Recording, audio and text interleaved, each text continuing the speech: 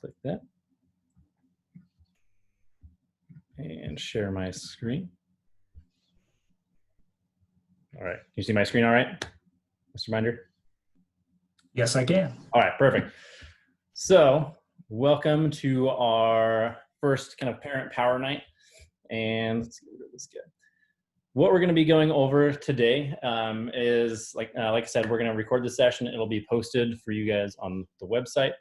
And we're going to take questions in the chat, and you can ask your questions along the way. I'll go through my whole presentation, and at the end, I'll go over as many of the questions as I can with the time that we have. And if I haven't addressed all those questions, then we do plan on doing some more of these throughout the year. And I'll also have an area on our website for some FAQs, so you can always view those at any time. So really what I want to kind of introduce myself first. I know a lot of you may not know who I am. And so my name is Andrew Bradley, and I am the digital learning teacher for the school district. This is my third year in this position. I spent 2 years as the computer lab tech at Robert Down before that. I'm a parent of 2 beautiful children, both at Robert Down in 1st and 2nd grade. I also teach the GATE classes at both Robert Down and Forest Grove, as well as coach for some of the robotics that happens at the elementary schools. And I'm always in love of a good adventure. I love going out with family. It's a really great activity for us to always go and kind of bond over that, especially when we're entrenched with technology these days. It's a nice way to kind of get away and take a break as a family. So an overview of kind of what we're going to go through today. Here's our quick agenda. The first thing is I'm going to show you and navigate through a new parent website, and where you... Sorry, you'll have to go ahead and unmute yourself there, Mr. Bradley.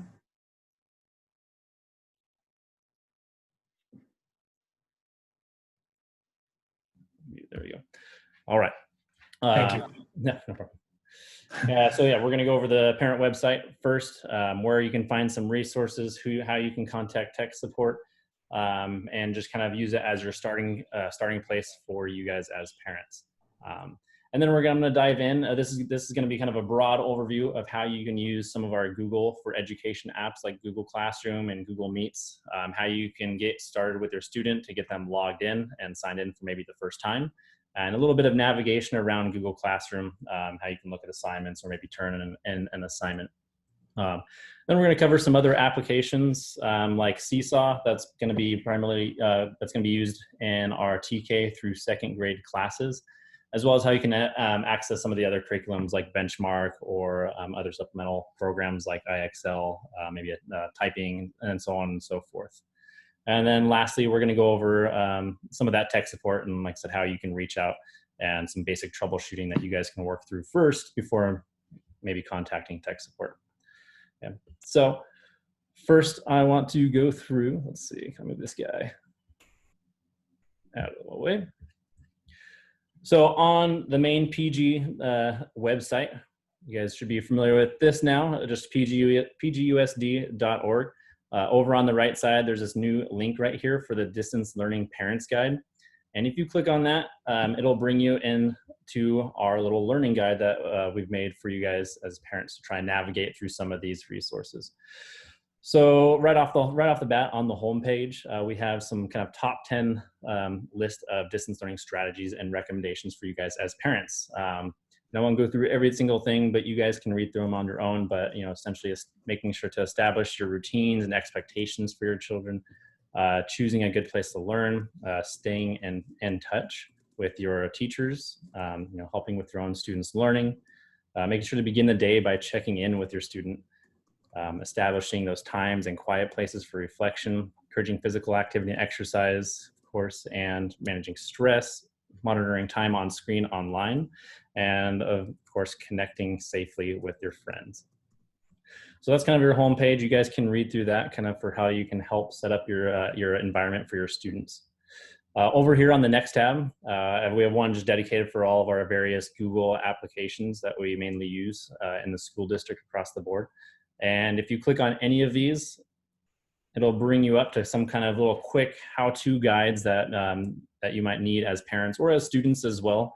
We've got like some quick start guides to just for parents guide for getting started with Google Classroom, a student's guide to Google Classroom, or maybe if you're trying to figure out how to you forget how to turn in an assignment, there's little videos there for that, or non-assignments. Same thing with all of these other tools. We have Google Meets here. If you're new to Google Meets, how to use that. We got a little tutorial here for your students, and also the parent's guide to Google Meets. And we have some more with Google Drive Basics, Google Docs, and Slides. Like I said, this is a really good starting place for you to kind of, maybe to sit down with your student if you're just learning these things for the first time, and kind of go through these quick start guides, essentially. Over here in our digital tools, it's a lot more of the same kind of content, but with maybe some extra tools outside of Google that your teacher might be having you and your students use. So one of them, like I mentioned, would be Seesaw for those TK through second grade students, and just kind of an introduction of what Seesaw is, how you can connect with Seesaw, and just a general guide of tutorial of how your student can use that.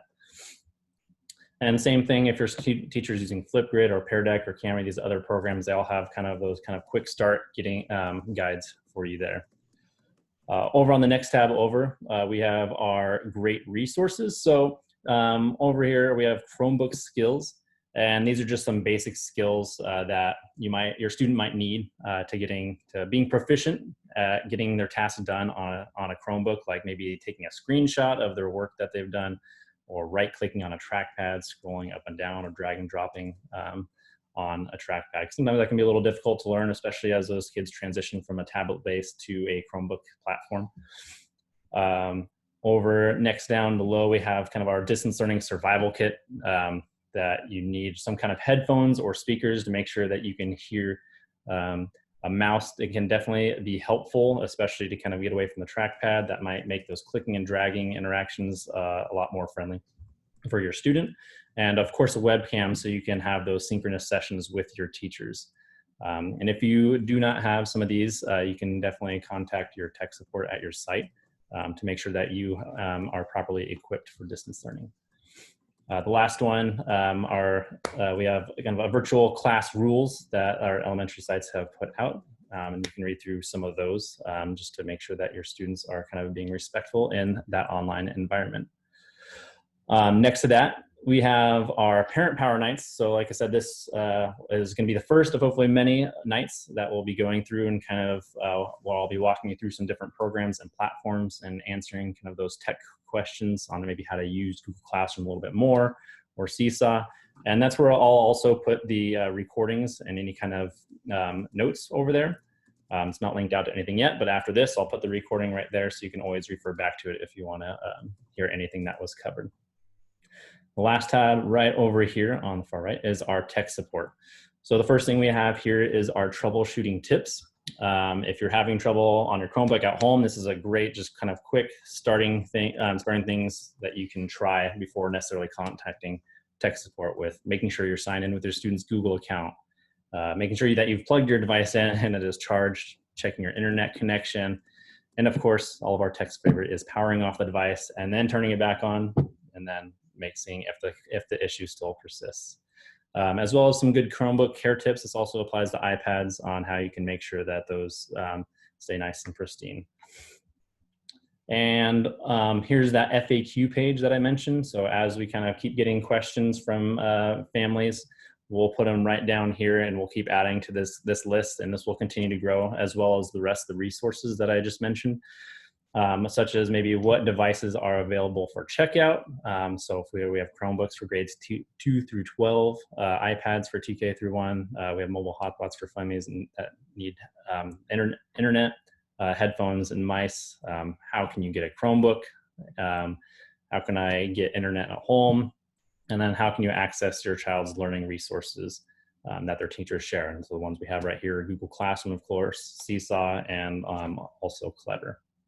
Yes, that's just the kind of broad overview of this website. This is always going to constantly be updated as we make more videos or add more resources in here. So always kind of use this as like kind of your go-to, your starting guide. And then if you need more help beyond that, contact us in the tech support right here. And if you're needing more technical support with your computer, something's wrong, or you need to request a device after we've done our main distribution, these are the site techs associated with each school and their email address. So if you need a pair of headphones or something, you can contact Mr. Parker from Forest Grove. But if you have more questions about an assignment or something like that, that's definitely one you want to go to your teacher for.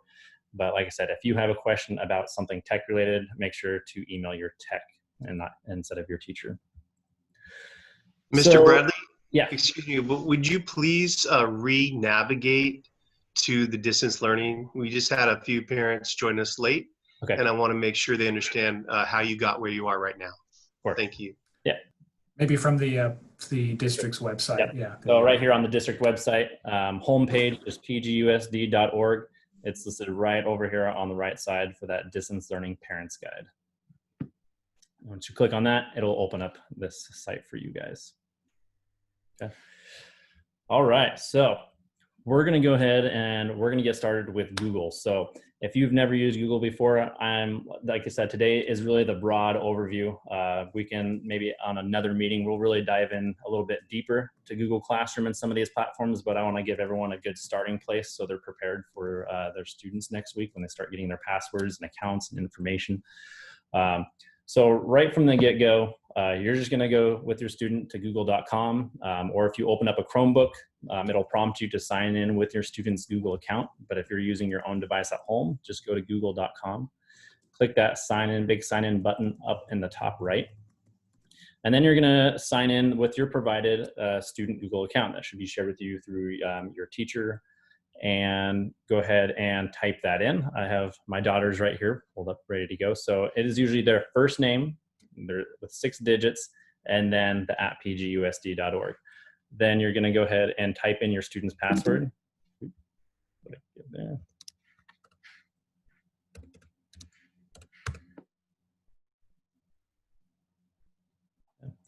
And then you are now signed into Google. And the way that you can identify and see that you're signed into Google is because right up here at the top right, I can see that M. And if I click on that, I can see that I'm signed into Madison's account.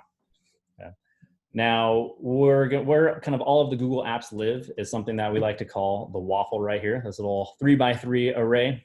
Kind of looks like a waffle iron. So for me, I like to refer to that as the waffle. Kind of nice and easy to remember.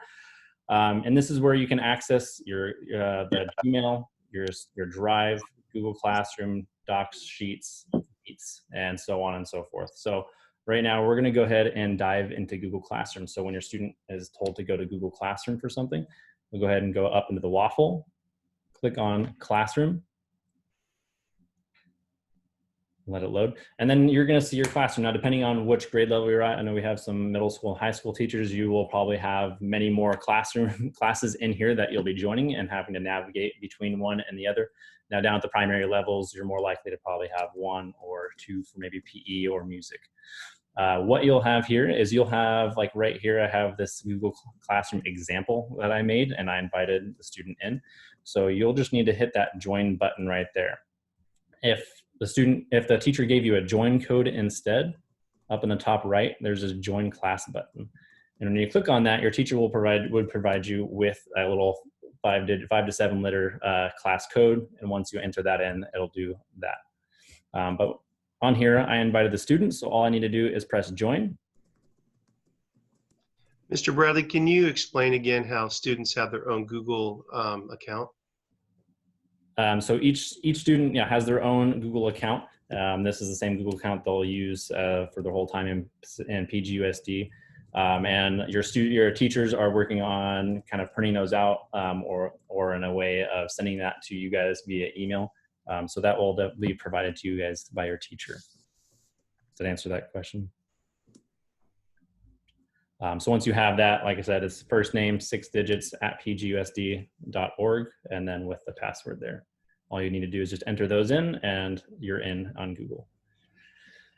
So once a student logs into Google Classroom, you have kind of these 3 main tabs up here. The first one that it brings you into is the stream. Now this is kind of like, if you think about it, almost like a social media page where your teacher might be sending you announcements or something like that. Kind of as your first starting guide for the day. Maybe there's a little welcome message from the teacher to see, or a little welcome video. That's kind of your starting place. Over here on the left. Mr. Bradley, I'm sorry to slow you down again, but we have a lot of questions going on about logins. Just so parents know, many teachers will provide all of the logins for all the different programs and software that we're using to the students. So we do provide the logins for Google and all the different software.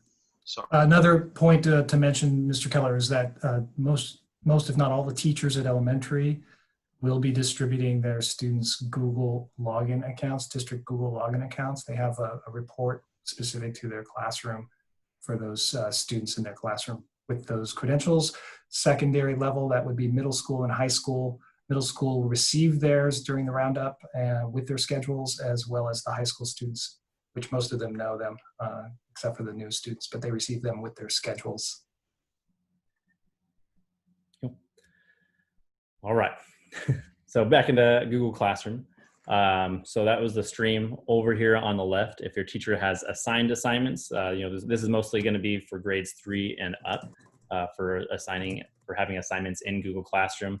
And it'll show right over here if those have specific due dates attached with them, and you can go ahead and click on it and it'll open up that assignment.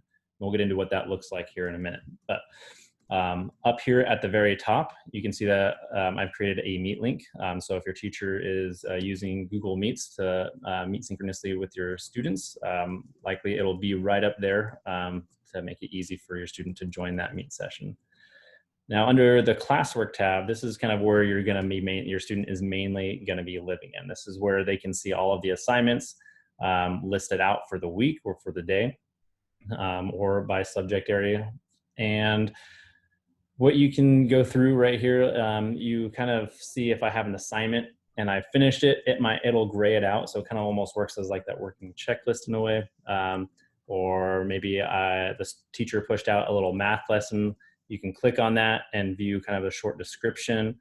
If it has any attachments on it or any links, you can click on it and it will link it out. And then over on the last tab is the People tab, where it'll show your teachers in the class and any other students that are in there. So I'm going to go ahead and look at this example class over on the left, or example assignment over on the left. Let it load for 1 second.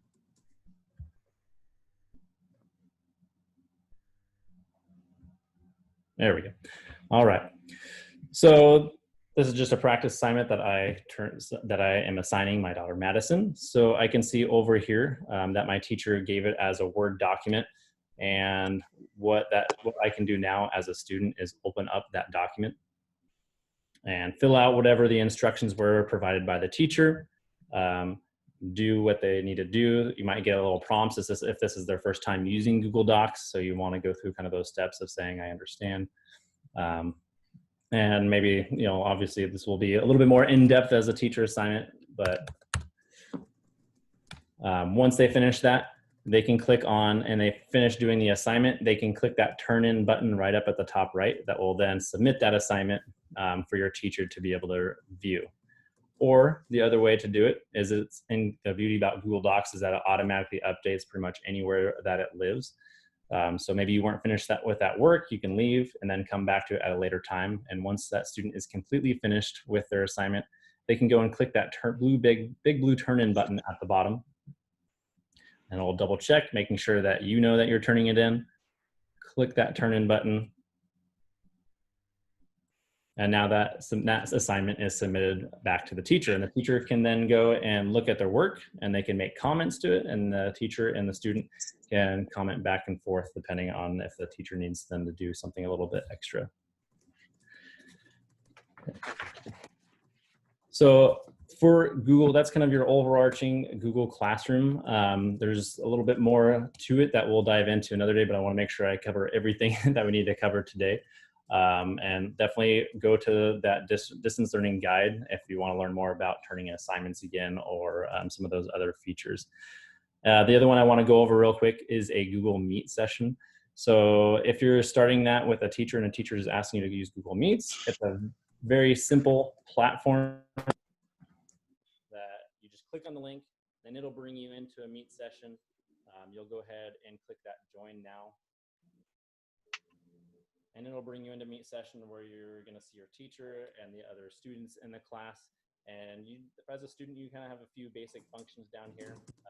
Muting themselves, just a nice big button right there to mute themselves. Turn off their camera, turn it on. We're definitely encouraging students to have their camera on. But if they need to turn it off, that button's right there.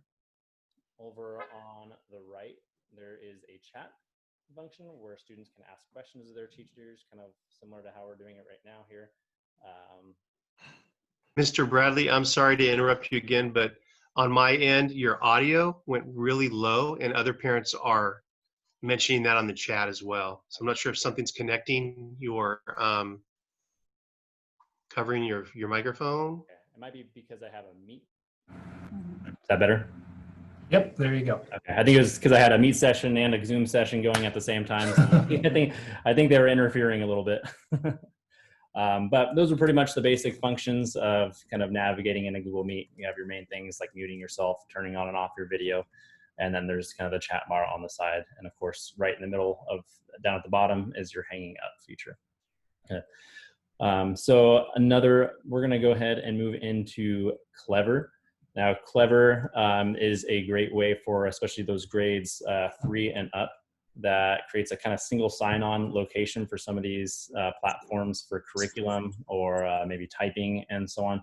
So once they're logged into a Chromebook or into Google, this is just, if you do a search for Clever, or Clever for PGUSD, it's usually the first thing that comes up, and your teacher can definitely share that, make sure you have that direct link. And it's definitely a good one to make sure you put in a bookmark. But once they're signed in, all they have to do is log in with their Google account. And essentially it'll show up with all the different various apps that were pushed out to them. And so this is my first grader, so she isn't really using Clever, but these are the ones that we have kind of pushed out for kindergartners at the moment. So for them, maybe it would be super good, but for upper grades, it would definitely be Benchmark. They have typing down here that they can go to. So when your student is needing to go on and do a little bit of typing practice, it'll be right there. And the great thing about this is it's a lot less usernames and passwords to remember, because it always takes their Google account and uses that as their sign-on for all of these different platforms. All right. So Seesaw. So Seesaw is going to be the platform for TK through 2nd grade students. Now, the grades TK through 1 will have iPads, so they'll be using the app on the iPad to sign in, but I'm going to go ahead and walk you through the steps of signing up as a student on here. So when you get your classroom access code, how you can do that, and I'm going to, just like Google Classroom, show you a little bit of navigation, how you can kind of help navigate your student through Seesaw for maybe the first times. And it's really a great platform for these younger students, and it gives them the tools they need to really be independent learners. So what you're going to get is a code or a sheet that looks like this from your teacher. It'll say Madison's home learning code. Go to this on a computer or use the Classroom app, and it gives you this 12-digit code, or it even gives you a QR code that you can use as well to scan. So when I go to that website, app.seesaw.me, I'll choose that I am a student, and here you can see where you can enter that text code, that 12-digit code, or right there you can go ahead and scan the code. If it'll let me unlock the browser. Okay, I'll go ahead and type in the code here. Bear with me for a second.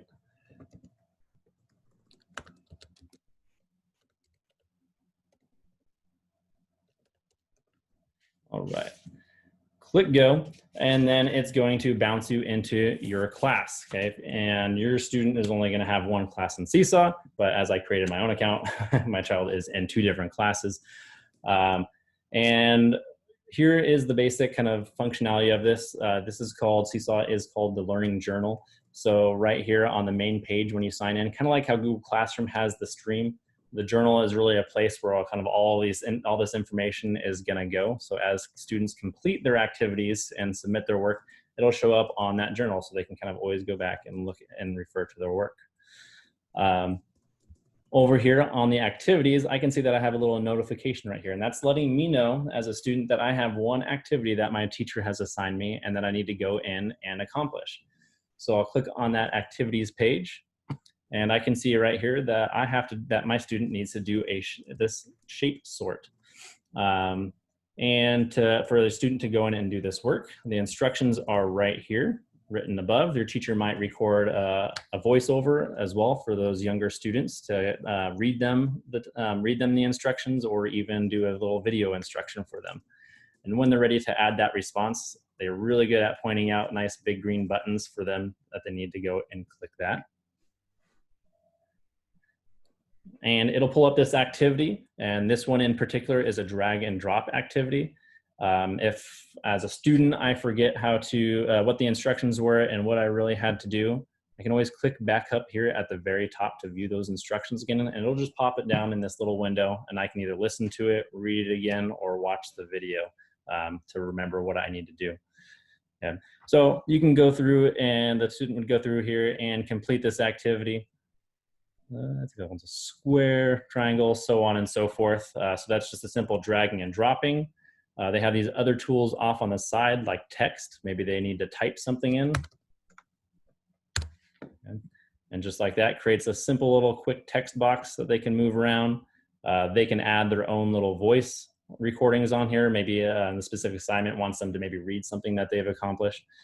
Another thing is if they're doing a lot of more paper and pencil and they have written something down, and the teacher is asking the student to take a picture of their work, maybe instead of maybe doing the activity on the screen, as they have access to the camera where they can then take a photo. It'll access the camera on their device, and they can go and use these little buttons right here to take a picture of their work. And then once they're all done, or maybe something happened and they need to go grab a snack, they can always save this in a draft form. This is a newer feature to Seesaw.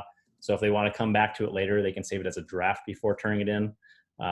But when they are completely ready to assignment, that nice big green check button, that's kind of always the thing to go to submit or start something, is to go and click the check. Okay. And now I can see right here that it's waiting for teacher approval. And now I've just submitted that assignment to the teacher, and the teacher can now go and review it. And the teacher can also make comments back. They can record their voice making a comment. They can type a comment, and that'll come back to them and as a notification. So they can listen to that response and hear the feedback from the teacher directly. And same thing before, the same thing goes the other way. The student can then comment back to the teacher. Okay. So that's kind of the basic overview. Over here on the inbox is where the student can go to look at some announcement that the teachers has made. Earlier before, I went and made just a quick little test announcement, and just like any other notification, they'll see a little red kind of bubble up here, or that says either 1 or 2, depending on how many notifications came through. So those kind of your basic overview of Seesaw from the student perspective. Now you're also will be receiving a parent invitation also. And what that's going to allow you to do, let's go over to here. You'll get an email that's going to say that Madison's teacher, in this case, has invited you to connect to the journal. So this is where you can use maybe your mobile device. I definitely recommend going this way to have it, the app installed on your phone. That way you can receive notifications when your teacher has maybe created an announcement or sent a message to you. So when you get that, you're just going to go ahead and click on the View Journal. And it'll prompt you through and have you create an account through that. And I've already created this account, but you'll go through those steps on creating your Seesaw account as a parent. And if you have more than one child that's using Seesaw, it'll have both of those students in there as well. So once we've gone through that sign up process, click sign in. And the kind of basic navigation is you have your home screen where you can see your child's work. In this case, I do have 2 children that would be using Seesaw, so I can navigate under the Journals tab under either Alexander or under Madison, and I can view just one student's work, or I can view my other student's work. Okay. And over here is where you can go to the inbox And this is where you can see your messages from the teacher, where you can see those notifications, or keep in communication with your student's teacher. Yeah, so that's kind of the basic overview of how to get set up for your student and for that parent piece as well. All right. Okay, Mr. Bradley, we do have lots of questions. All right. I think I am about there. So yeah. Okay. Go ahead. Yeah, go ahead. Okay. Yeah, go All ahead. right. First thing, just a clarification, and maybe Mr. Binder can help out with this question for our plans, basically of using Google Classroom for information for parents. Yeah, so the recommendation is for the lowest grade levels, TK through first grade, teachers to use Google Classroom as kind of an organizational tool that the parents can follow on a day-to-day or week-to-week basis. We don't intend for that to be a platform for students at that early age, of course. Second grade and up, it's reasonable that the students can start using it for their own guidance. And of course, as they get older through the grade span, it's essentially their home-based platform for everything that is going on in the class. Thank you. A parent did ask if this session is being recorded, and it is being recorded and will be on our distance learning platform through our website. Yep. A parent asked about the submission of Google Docs or the sending out of Google Docs when they're posted on Google Classroom. Is it created as a new document for each kid, or are kids sometimes writing over each other within the same doc? Has that been an issue in our district? So as long as it's, the teacher set it up correctly, it should not make, unless the teacher specifically wants the students to all kind of collaborate on a single document, the teacher will be making a copy. There's an option as a teacher that where she makes a template, or she or he makes a template, that it automatically makes a copy for each student, so they're not working on top of each other, and each student has their own document that automatically puts their name in there and puts it into their Google Drive for them. Thank you. For any parent that's on this session, to request tech, we want to be very clear. Please fill out the survey. I know I sent one out last night, and I believe Mr. Rogerman did as well. So we did a final survey that we sent yesterday, and we need that because it provides our computer techs on our sites with one spreadsheet. We kept receiving emails. I know I did for myself, and I kept forwarding them to Mr. Schwartz at Robert Down, and he was just inundated after I sent out his email with parent requests. So please fill out the survey if you need any tech, okay? Right. And remember, we are distributing iPads specifically for grades TK through first.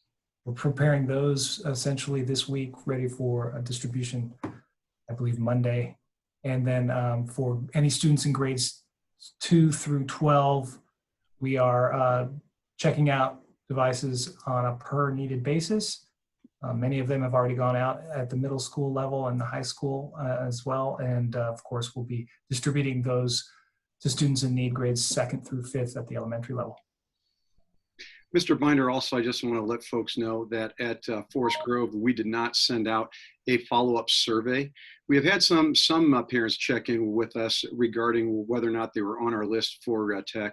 Rest assured that in the survey that went out in July, if you indicated a need for a Chromebook or a hotspot, you are on our list. And so we have about 140 families or so that had an indication that they had a need for tech. If you did not indicate that you needed tech, and you do, you are welcome to email me and Mr. Parker, and we'll make sure that you get on the list. I think there's been about 4 or 5 parents that we've added to the list since that survey. So if you filled out the survey in July, you are good to go. Without having to do a second survey. If you're not sure, you're welcome to email me, and I can check the spreadsheet, and it doesn't even take all that long. Thanks. Thank you, Mr. Rogerman. Appreciate the clarification. There will be instructions for students, of course. That's kind of where Mr. Bradley comes in, helping out students learning about tech. But I know that Mr. Parker and Mr. Schwartz at Robert Down and Forest Grove will also be helping out students if they're in need of understanding how to access. Of course, the teachers will provide some basic instructions. Would you like to discuss the Clever sign-in? Somebody asked about that, and there may be some parents who don't understand what that is. Okay. So your teacher will let you know what platforms, like I said, especially this really applies to the grades 3 and up. For programs such as Benchmark, which is the ELA program for grades 3 through 5. And then there's also another program called IXL that the students will be using for some of the asynchronous learning. And all those will be hosted in that Clever website, and we'll make sure that you guys have the direct link for that that your teachers should share with you, and that'll probably be posted in Google Classroom somewhere so they can just click Clever. And it's all single, so they sign into Clever with that Google account. And what that does then is it uses that sign-on to put them into all these other accounts. So they don't have to memorize another username or another password. And it's all kind of linked together there. And I'm just going to try to answer a few more, Mr. Bradley. Yeah. For the parent who asked about TK use of mice, we definitely want them to use the touch screen, because they'll be interacting, learning about letters and movement. So we want them to interact with the touchscreen. That's why we dedicated the purchase of iPads for TK through first grade. I'll pass on the request for teachers to provide video instructions. That might be at least audio for some instructors, but we'll pass that on if that's a request. And I believe a parent answered about how 3rd, 4th, and 5th grade students would provide pictures through Google Classroom. And I'm not sure about the question for Seesaw. Was it a picture of the work, or was it a picture of a child with work that you shared? That I shared? Yeah, I believe that was the question. I responded to that. I think it was when you took a picture holding up the work. Yeah. And I think there was some confusion as to whether or not, you intended for that to be a picture of basically you with the work or just the work. Normally with the device, the student has done the work on, maybe they drew a picture of something, or maybe they were practicing their letter skills, and they have it down on a piece of paper because to really help with that fine motor skills and get them off the screen a little bit for some of those activities. The teacher may just, they want to see that work. So maybe a Seesaw activity might be to take a picture of their actual handwritten work. So they'll use their camera on their device, on the iPad or on the Chromebook for 2nd grade, to take a picture of their work, and you'll use the tablet to kind of hold it right above so they can see what the student has done on the physical piece of pencil paper. Yeah, and we're going to let Mr. Bradley continue on with his presentation. I'm going to continue to write down your questions, but to answer very quick, yes, TK through 1st grade will have iPads. You do not have to fill out the survey. We will be administering one to your child. Okay, Mr. Bradley. That is kind of where I had left it. I wanted to make sure to leave enough room for some of this questions and answers. I knew there was going to be a lot coming, so I wanted to make sure to leave enough time for all that. Like I said, this was kind of the broad overview. We do plan on hosting more of these sessions down the road where we can really get specific to some of this content based on the questions we're receiving today. And like I said, we're going to, even some of these questions, I know a lot of them are probably very similar, and we'll make sure to include those on that website in that little FAQ section. So starting with the chat at 6:31, and we have a question from one of our teachers. Will the parents need to install Seesaw Family app to join as a parent, as well as Seesaw Class for their child, or can they do it all in Seesaw Class? So the iPads that will be going home to TK through 1st grade will have the app that the student needs already installed. They will just need to enter in the code for their student to log in.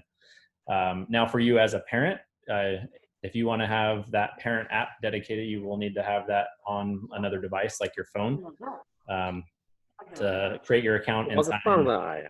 And like I said, when you are communicating with your teacher, what's nice about having it on your device is that you will get those push notifications to your phone so that you're aware kind of right away.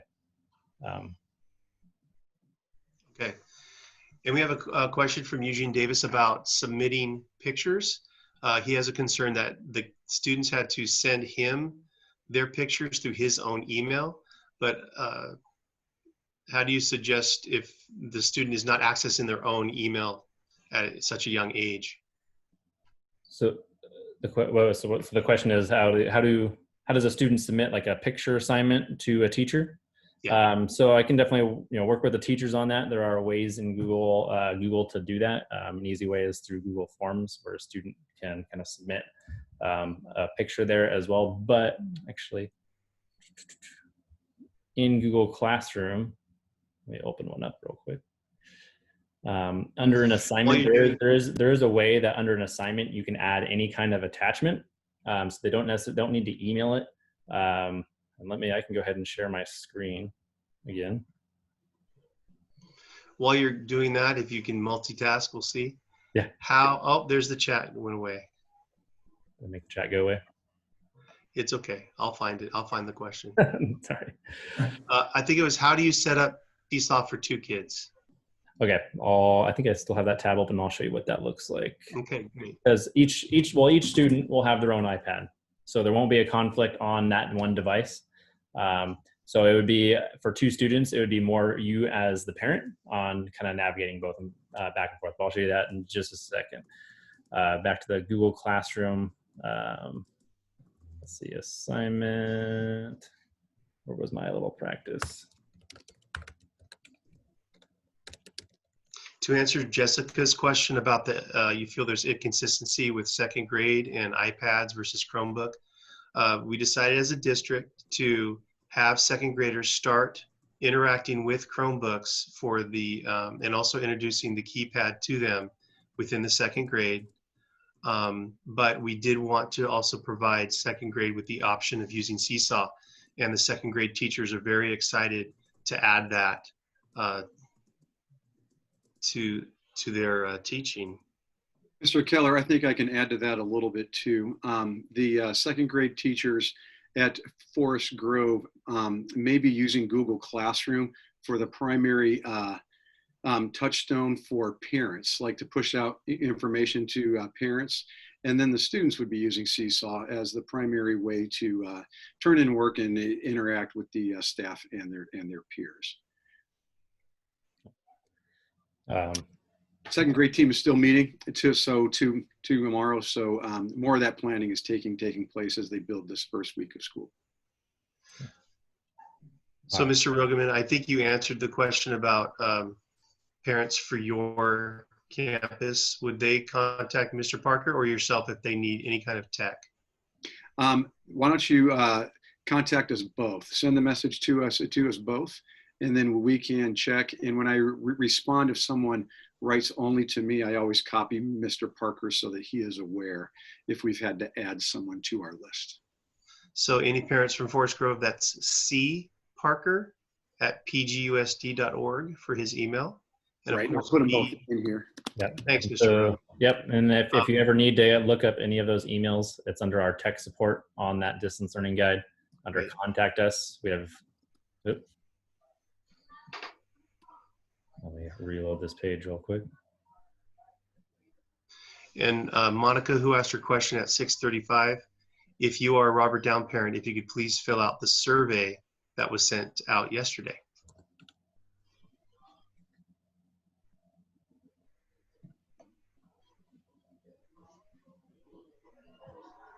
Wrong button there.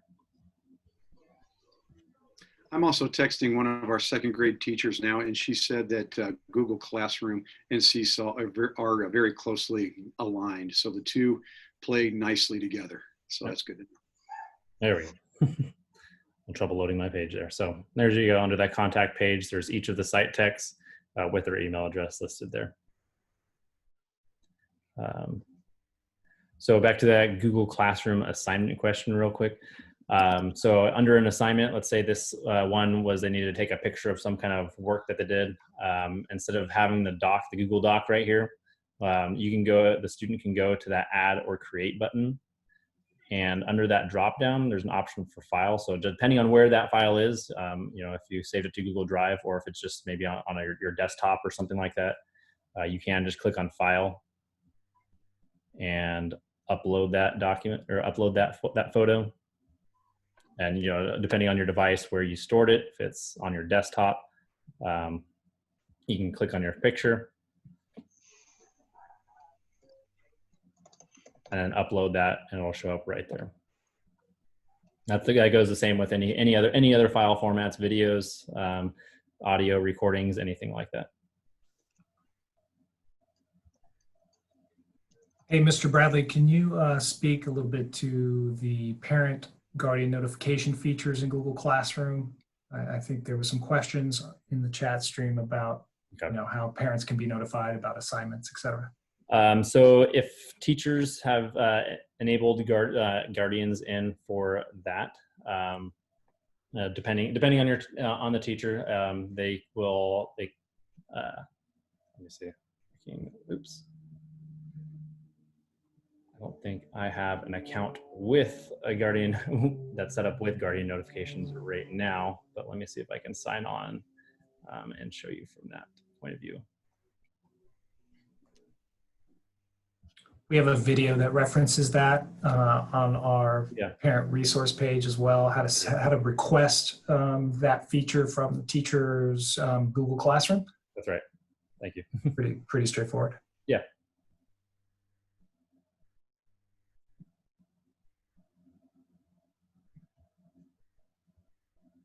Yeah, you're right. Let me go ahead and I'll share my screen again.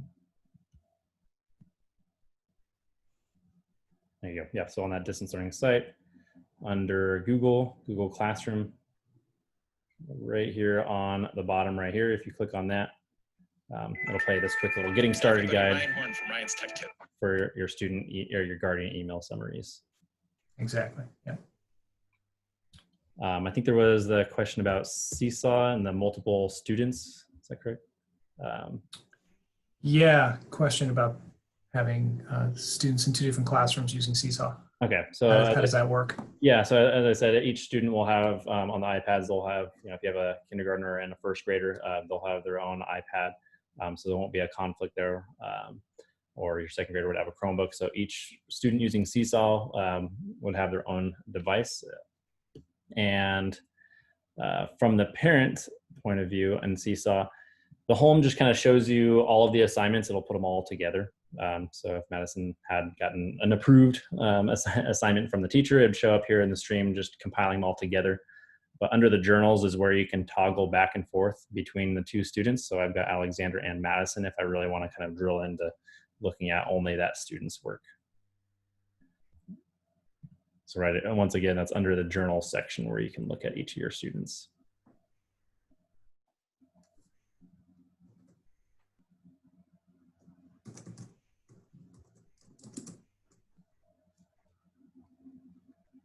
We had a question about accessing Google Classroom from a non-district device, basically outside of the district. Yeah. Especially the parent and guardian notifications. That is independent of being inside or having a district email. The parent guardian notification tool in Google Classroom uses a feature that allows for those notifications to basically be sent to any email, non-Gmail addresses as well. So accessing the actual classroom itself, just keep in mind, Google Classroom was designed for student interactivity and access, not parent access directly. So you won't necessarily get your own access. What you will get is an update on a weekly basis if you set that up in the notifications or you request that from the teacher. But you won't get your own login credentials to get into the actual Google Classroom itself. It's not really set up that way. It's really a teacher-student platform specifically.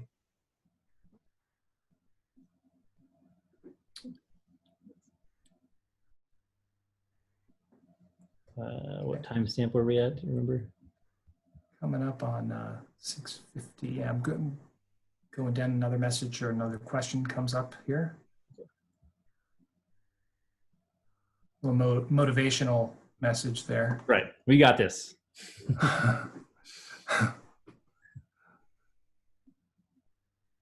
Yeah, I mean, we're under no illusion that this is going to be an easy thing coming out of the gate. We'll just we're doing everything we can to adapt to the current circumstances, and you know, we're going to have to continue to adapt as we proceed forward, because new things are going to come up that we don't anticipate. There's going to be challenges around every corner. We know that, but we are working as hard as we possibly can to make it a quality distance learning experience for your students right out of the gate. Mr. Binder, do you know, we have a new Pacific Grove family who is an 8th grader. Do you know if the middle school is going to provide the Google logins during checkout, or is that at a later time? No, absolutely. That is exactly when they're getting it. They've printed out basically a label that has the student's username and password, district username and password, and they stick that right on the student's schedule. I think Mr. Tavani is crafting a message that's going to go out probably tomorrow, explaining a very brief 3-step process by how the student essentially logs into their Google account, gets to their classroom as their springboard for distance learning as we start the new school year. And someone asked about a platform to purchase a mouse for a Chromebook, but I'm not sure if they're asking how to check one out. I'm not sure if we have enough mice to check out to every student. So most of the schools have boxes of mice, and the techs are working hard to kind of organize those and make them available upon request. Again, for Chromebooks, for accessories, kind of like mice and these kinds of headphones, we are obviously going to provide those based on need and based on request. So if there's a need and a request that's made at the time that the device is being checked out, the techs should have quick, firsthand access to those extra, materials to provide those at that same time. I think there was a question about how to upload a picture from of work from phones if email of student does not allow outside emails. Pictures from Chromebooks are not clear. So I know last year I did it as a parent to upload, when I needed to upload some photos to Google Classroom, as I installed the app on my phone. What I did is I could then take a picture on my phone, which is a little bit easier to kind of hover over above of an item. And then from there, just took a picture just like I normally would. And then using, the Google Classroom app, try and hold my phone up here, I think I still have it here. I can sign in with my student's account or child's account, pick the classroom that I want to go to, and you can submit and upload that photo from the app, and that kind of makes it a little more user-friendly from phone to classroom. Yeah, absolutely. As a matter of fact, for the older students, the app is definitely encouraged, and that's another way that they can message their teacher, so it doesn't consume email space, and it's also instant, and it's also connected directly to Classroom, so it's secure. Can I repeat the app info? So you just go to the App Store, which for both Android, iOS, download Google Classroom. Then when you open up Google Classroom, you'll be prompted to sign in. Just make sure sign in with your student's Google account, and then from there your classes, depending on what grade level you're on, all your classes will populate almost just like you would logging into the website. And from there you can click on the different tabs, open up the assignment, and upload a photo after clicking on the assignment.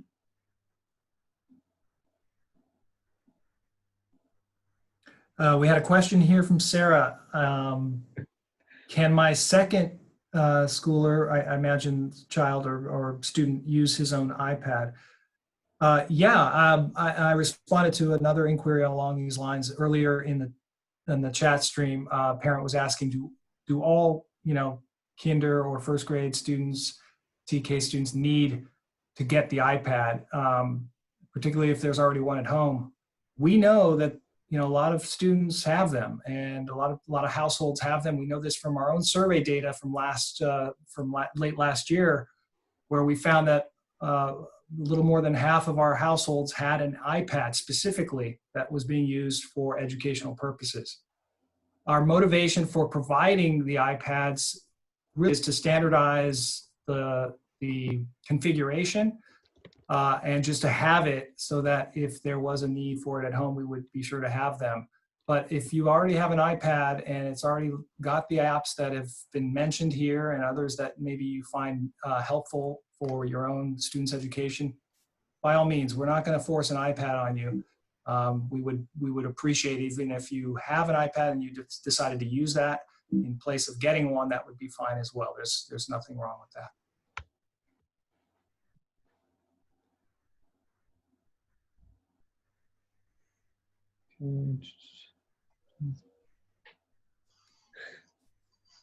Thank you for the beard comment. That's a reoccurring comment. You should be proud of that. That's fun. Always. Let's see. We've got another question here. Can I log into? I've got 2 students. Can I log into both of their Google Classroom accounts on my phone? Yes. So, yeah. You can do that. Yeah, you'll just have to toggle back and forth. You know, you'll have to probably sign out of one and then sign into the other. Just like any other kind of application that you have dual accounts, you'll have to. I believe you'll have to completely sign out of one to then sign into the other. But usually it saves your passwords and whatnot if you choose to save it.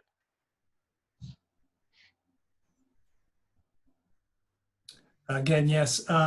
Question about login and passwords, student Google accounts. They roll over from year to year. We don't change those unless there was some kind of security concern.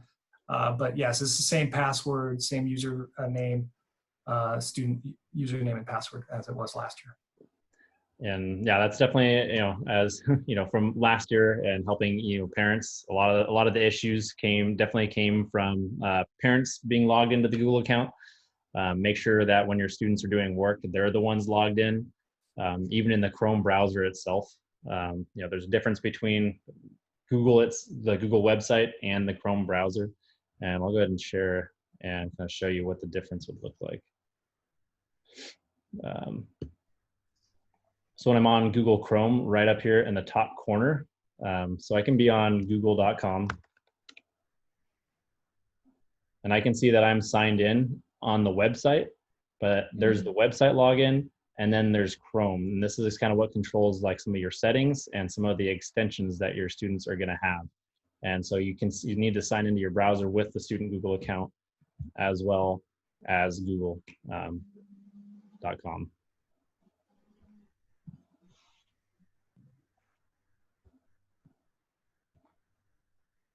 Okay. We are coming up on the 7 o'clock hour here. What we're planning on doing, by the way, I think Mr. Bradley mentioned this earlier on at the start of the presentation, we're going to take all the questions again, sift through them one more time, make sure that if there are some repeated questions, multiple times it was mentioned or asked, we will use that as a basis for our FAQ page on the Distance Learning Parent resource website, and we'll put that up there. Yep. This is also being recorded too, so we'll have a copy of the recording up there as well. Yep, definitely that guide is definitely your starting place, especially for some of those how-to videos and contact and troubleshooting. We got some interference here. We'll see if we can get that person to mute it. I'll be okay now. Thank you. Oh, there we go. All right. Well, I want to thank you all for attending and for joining our first Parent Power Night. And we are definitely looking forward to hosting more of these in the future. Like I said, we'll get a little bit more specific with some of the content and dive a little deeper into some of these other platforms. And that next one is coming up next week, right, Mr. Brown? Yeah, I believe we're going to be doing it next Thursday. Is that correct, Mr. Rogan and Mr. Keller? Yes, for another Parent Power Night. It's Thursday, but Mr. Rogman and I actually, for same session, 6 to 7, town hall for just elementary parents for any last minute questions or concerns. So that's going to be Monday. Monday from 6 to 7. All right. Right, Monday from 6 to 7, we're going to do just a quick check-in with our parents. There's going to be an informational email coming out to tomorrow that is going to give the times and locations for the tech distribution at both our sites on Monday. So look for that message that's going to be coming out to tomorrow, and just kind of keep an eye on your email accounts from now until school starts, because there's real good information coming out. And we promise that when we write the messages, we'll keep it short and sweet and get straight to the point. Okay, so you're not sitting through just a ton of text. But very important stuff coming out these next few days. It's great to see so many parents here. You guys are fantastic, and you'll do a great job as the instructor with your children in your homes. You're going to be amazing. There was a couple other little things. Someone said they're disconnected briefly. No, mouse is not required. And then, yes, you will need a webcam. The Chromebooks do have the webcams built into them already. Any others I'm missing? Trying to catch up on the last few before we sign off. Mandy, you asked if to answer the questions in the chat before signing off. Is there any other questions that we accidentally that we missed? I think we're good. Yeah. Okay. Yes, the recording will be on that distance learning guide for parents on the PG website, right off the homepage, pgusd.org. It's on the right side that says DL parent guide. There we go. All right. Thank you all. All right. Thank you all. Have a good night. Be safe. Good night.